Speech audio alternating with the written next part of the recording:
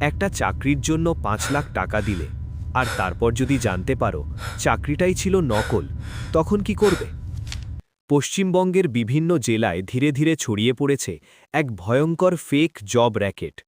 বেকার যুবক যুবতীদের টার্গেট করে কিছু দালাল ও চক্র সরকারি চাকরির নাম করে কোটি কোটি টাকা হাতিয়ে নিচ্ছে।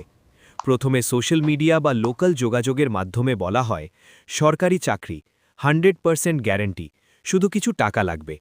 অনেকে বিশ্বাস করে নিজের জমি বিক্রি করে, ধার করে, এমনকি গয়না বন্ধক রেখে টাকা দেয়। তারপর শুরু হয় আসল খেলা।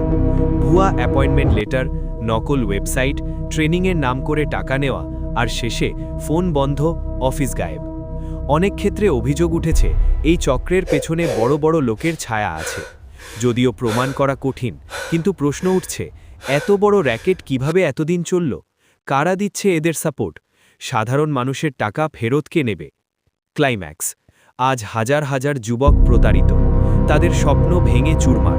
চাকরি তো দূরের কথা, ঋণের বোঝা নিয়ে জীবন কাটাতে হচ্ছে।